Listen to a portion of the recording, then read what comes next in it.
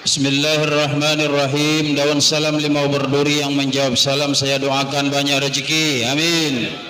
Daun salam limau berduri, yang enggak jawab salam saya doakan suaminya kawin lagi. Assalamualaikum warahmatullahi wabarakatuh.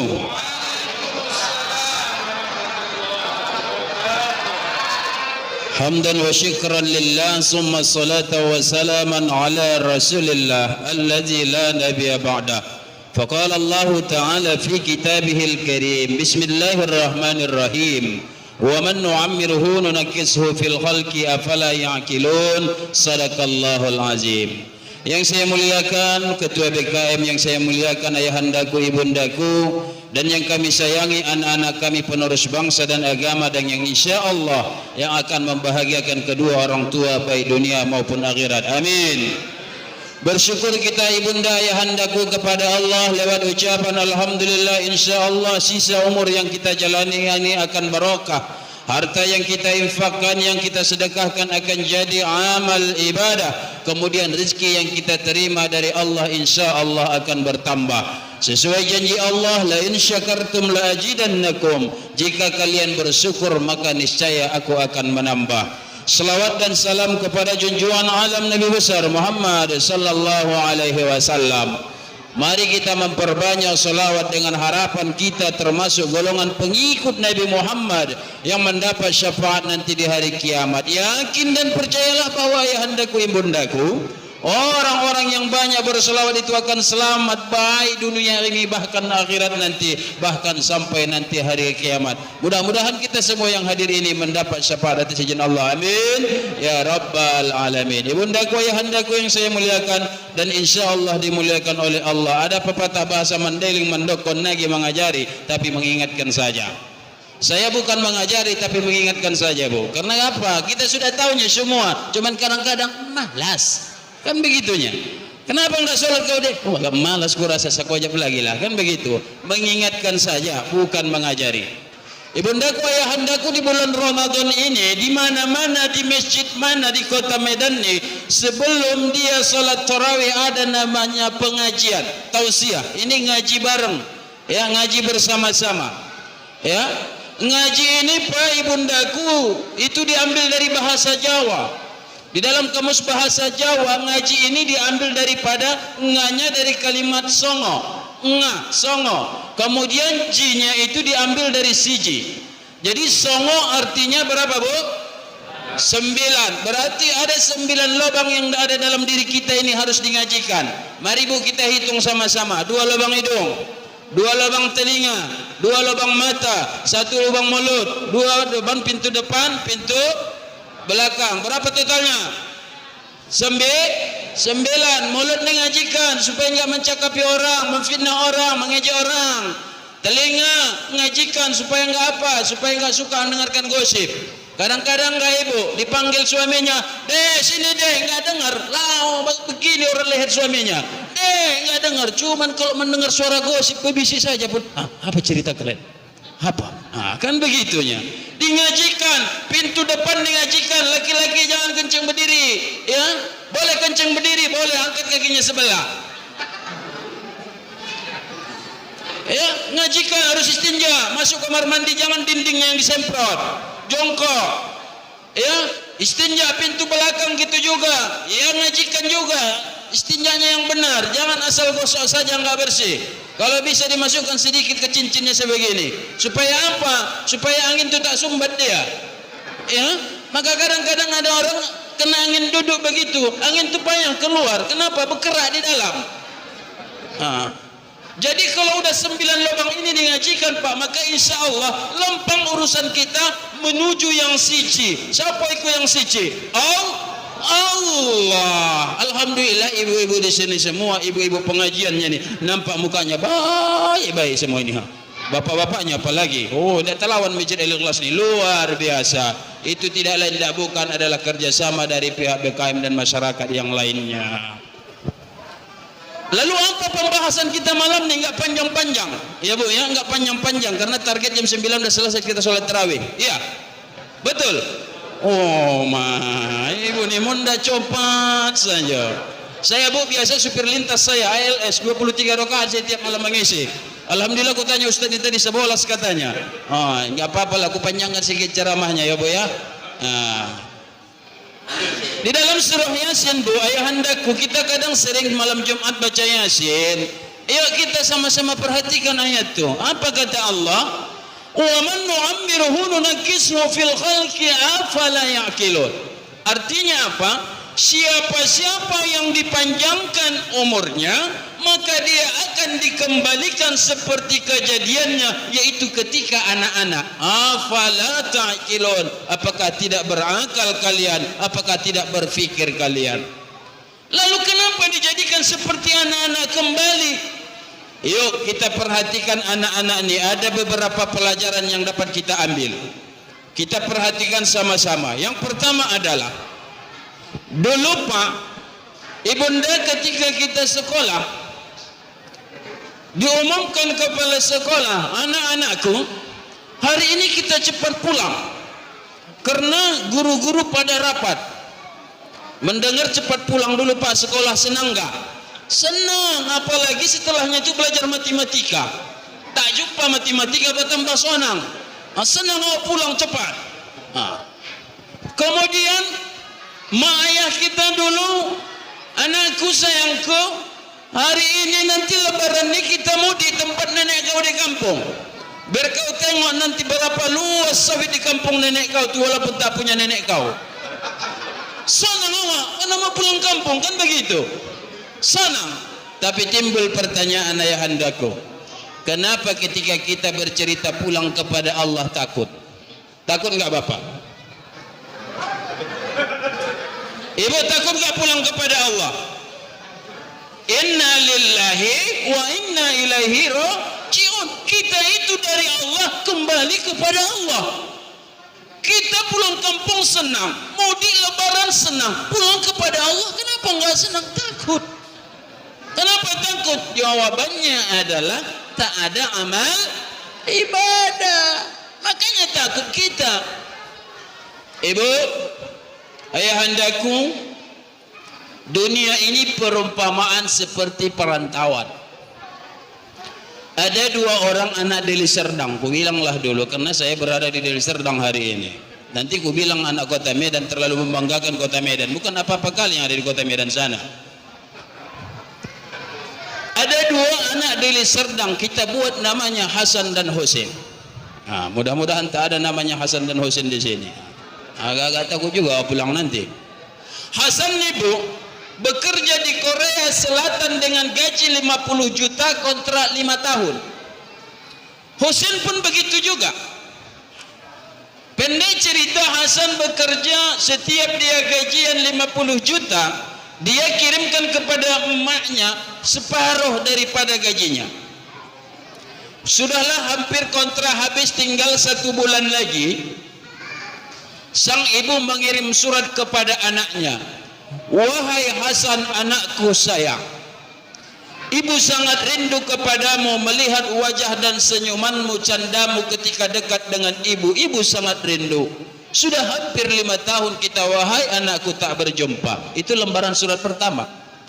Surat lembaran kedua berbunyi, wahai anakku, jikalau engkau pulang nanti ke kampung nih, ibu telah membuatkan sebuah rumah padamu, walaupun rumah itu tak cantik, tak seindah yang pernah kau bayangkan. Dia buka lembaran ketiga, wahai anakku Hasan, jikalau engkau pulang nanti, ibu telah belikan mobil, walaupun mobil itu tak baru anak-anakku. Dia buka lembaran keempat, ini yang sangat luar biasa. Begitu dia buka lembaran keempat, dia lihat ada busi foto Boru Regar di situ. Ada foto Boru Regar berbunyi, wahai anakku Hasan, kalau engkau pulang nanti ibunda sudah siapkan pendamping untukmu. Ayah daripada si perempuan yang ada di foto tersebut sudah saya tanya, jikalau engkau ingin mempersunting menjadikan dia seorang istrimu, maka ayahanda dan ibundanya telah setuju. Melihat dari isi surat lembaran pertama, lembaran kedua, ketiga dan keempat mendidih Bu. Rindu sang si Hasan ini kepada ibundanya sangat luar biasa. Dia datang kepada pihak direktur, hei direktur, aku pengen cepat pulang. Makku udah rindu dan aku pun rindu kepada emakku di kampung. Apa kata pihak direktur itu? Dia mengatakan, kau tidak bisa pulang cepat. Kenapa? Karena kau terikat kontrak 1 bulan lagi. Itu perumpamaan kehidupan kita, Pak. Bapak ahli zakat, bapak ahli sedekah, bapak ahli infak, ibadah tengah malam bangun, rindu sama Allah, rindu ingin berjumpa sama Allah, pengen cepat mati, tidak bisa. Kenapa? Kontrak kita ada, Pak. Itu namanya ajal. Idza jaa ajaluhum la yasta'iruna sa'atan wa la yastaqdimun. Ajal tubuh ayahandaku tidak bisa diperlambat dan tidak bisa juga dipercepat, walaupun sedetik saja tidak bisa.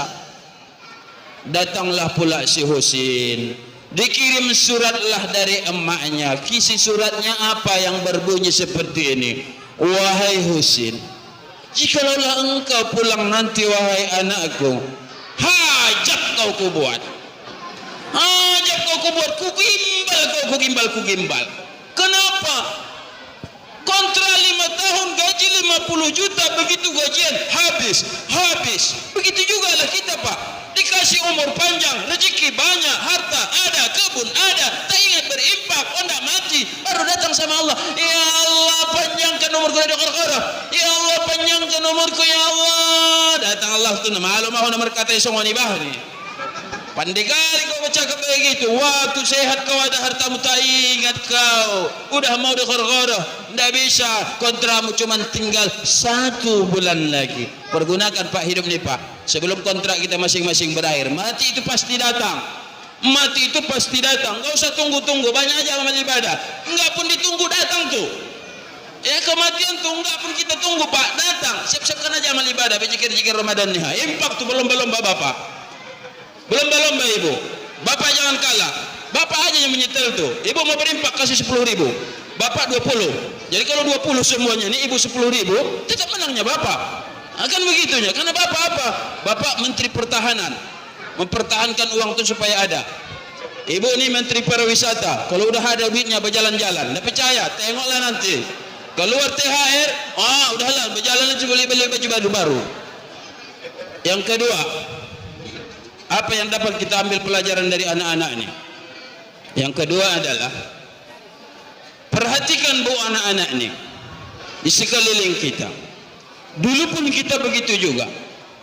Bermain kita, Bu. Bermain anak-anak ini. Rebutan mainan. Sekarang mainan yang terkenal adalah Mamma Mia, lato-lato. Lato-lato. Berebut anak tuh. Mau lato-lato metik, mau yang kecil.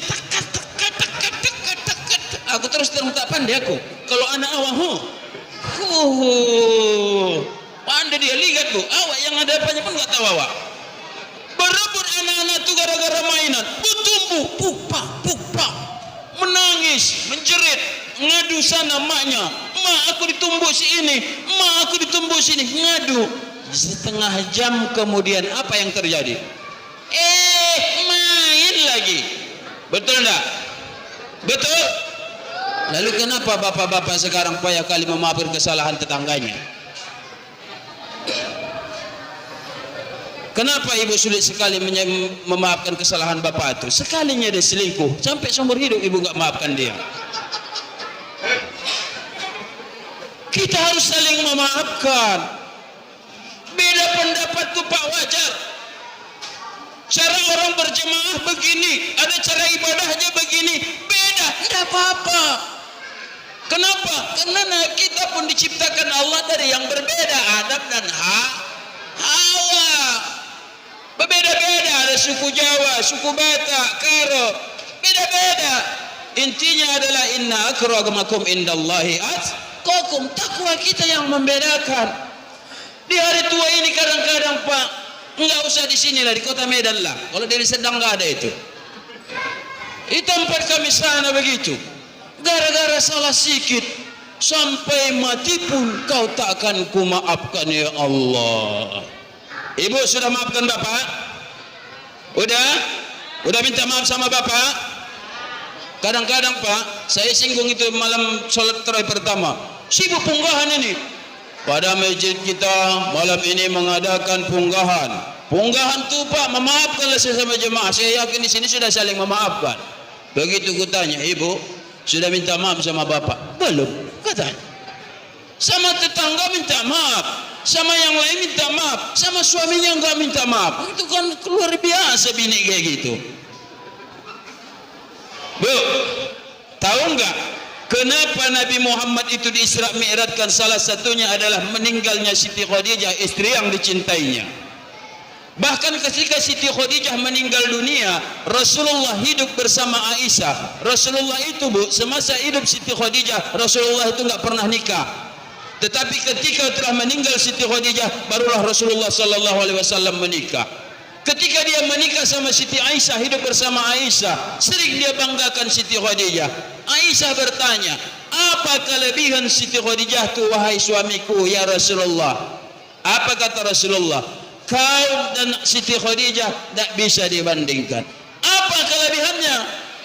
Wahai Aisyah, kelebihan Siti Khadijah yang pertama adalah, yaitu sebelum kami tidur, setiap malam sebelum tidur, dia tidak pernah lupa meminta maaf kepadaku. Jadi Aisyah itu, Bu, sebelum tidur, Siti Khadijah belum tidur sama Rasulullah, dia minta maaf, ya Rasulullah, aku minta maaf. Ibu udah lakukan tuh? Udah. Pahala nanti pulang ibu lakukan tuh, bang, aku minta maaf ya bang. Hari ini memang agak emosi aku, agak panas ku tengok cuaca hari ini. Minta maaf aku ya bang. Bapak itu pun ngomong, buang tabiatnya dia ini pikir. Begitu, buang tabiatnya dia. Kedua, apa kelebihan Siti Khadijah itu? Kelebihan Siti Khadijah itu adalah dia setiap tidur tidak pernah membelakangi baginda Rasulullah. Ibu, apalah ketawa ibu? Jangankan membelakangi Ustaz, kadang-kadang kakiku pun sampai ke kepala lakiku, kata.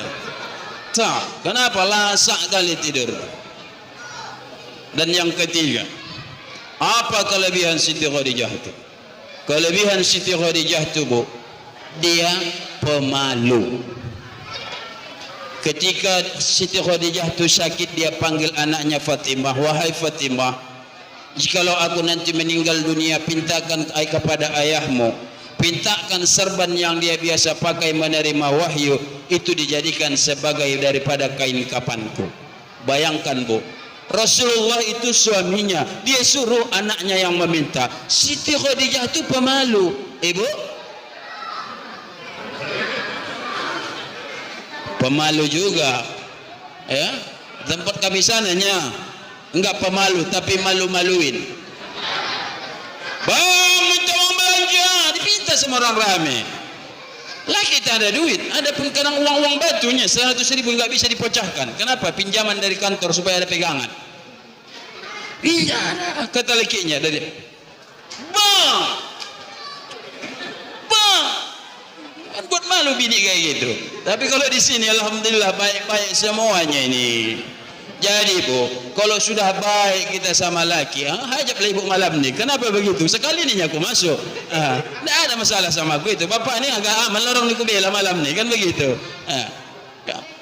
Kalau udah begitu, laki itu pun sayang nanti sama ibu. Kadang-kadang enggak, mulut ibu tuh, ibu-ibu kampung kami sananya, sini enggak, mau repenya nauzubillah. Pada suatu ketika berdoalah istrinya, Bu. Ya Allah, ya Tuhanku, terimalah doaku ya Allah. Pertemukan aku ya Allah nanti di surga bersama suamiku ya Allah. Sudah 60 tahun kami bersama, dia setia ya Allah. Dengar lakinya pas tahajud pula. Salat pula lakinya itu. Ya Allah, ya Tuhanku, jangan kabulkan mintaan istriku itu ya Allah. Jangan ya Allah, kau kabulkan, tolong ya Allah. Di dunia saja aku tidak sanggup ya Allah, apalagi nanti di sana ya Allah. Tolong jangan kabulkan ya Allah. Begitu. Minta tolong sama Allah, jangan kabulkan ya Allah. Tapi kalau baik ibu, ya Allah, pertemukan aku pada suami istriku ya Allah. Nanti di hari kiamat ya Allah. Dia susah senang kami bersama ya Allah. Baik, ini yang dapat saya sampaikan. Mudah-mudahan kita semua diberikan Allah Subhanahu wa taala kesehatan. Sebenarnya ada satu lagi pelajaran yang dapat kita ambil. Cuman agak tanggung. Ku sampaikan sajalah yang terakhir ini supaya enggak gantung, kan begitu. Ya kan? Supaya enggak gantung. Ku sampaikanlah Bu ya. Singkat saja jadi enggak sangka nanti ke depannya enggak ada siapa mau nyambungnya ini lagi. Cuman aku aja yang tahu ini. Kenapa? Karena aku yang membahas, kan begitunya. Kalau yang lain nanti beda pembahasan. Yang ketiga adalah apa yang bisa diambil pelajaran daripada anak-anak ini. Ibu, dulu kita sekolah, mak kita ngasih uang jajan 10.000. Berangkat kita ke sekolah, uang 10.000 itu kita habiskan. Bahkan kita traktir kawan-kawan kita. Begitu habis uang tuh, apa yang kita pikirkan? Yang kita pikirkan adalah nanti kalau aku pulang ke rumah, ku pinta lagi sama emakku sama ayahku, pasti dikasih. Hidup ini harus seperti itu, Bu. Jangan ragu menginfakkan harta kita. Infakkan, masukkan ke Masjid Al-Ikhlas nih. Kalau habis pun nanti ada Allah yang ngasih. Sandarkan diri kita kepada Allah Subhanahu wa taala. Allah yang maha kaya, kekayaannya itu tidak bisa dihitung. Sandarkan diri kita kepada Allah. Bangun ibu tengah malam, ya Allah, berikan rezeki yang halal kepada aku ya Allah, kepada suamiku ya Allah. Pinta pasti dikasih. Ud'uni astajib lakum. Minta niscaya aku akan kabulkan. Cuman pula mengkabulkannya itu tidak langsung. Kalau langsung kita semua yang di dalam ini mati. Betul tidak? Saya berdoa, ya Allah ya Rahman, berikanlah ya Allah kepadaku mobil Alphard.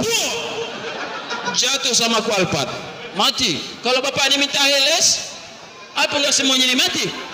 Padahal yang lainnya minta ALS-nya. Ada tahapannya. Intinya yang diberikan Allah kepada kita, harta itu kuncinya adalah la in syakartum la azidannakum. Jika kita bersyukur, niscaya aku akan menambah. Bersyukur ibu. Tapi kalau tidak bersyukur, ibu mengeluh, pasti susah yang akan terus datang. Inilah kajian kita malam hari ini. Semoga kita menjadi hamba-hamba Allah yang taat beribadah, dan mudah-mudahan kita semua diberikan Allah kesehatan dan semakin kuat di bulan Ramadan ini. Jangan sia-siakan bulan Ramadan ini. Banyak yang meminta kesempatan agar masuk di bulan Ramadan, tetapi apa boleh buat? Kenapa? Sebelum masuk Ramadan dia sudah finish duluan. Tetapi kita sudah masuk, pertahankan dan anggaplah Ramadan ini adalah Ramadan terakhir bagi diri kita. Kenapa? Tahun depan belum tentu kita dapat masuk bulan Ramadan tersebut. Ini yang dapat saya sampaikan. Akhirul kalam. Assalamualaikum warahmatullahi wabarakatuh.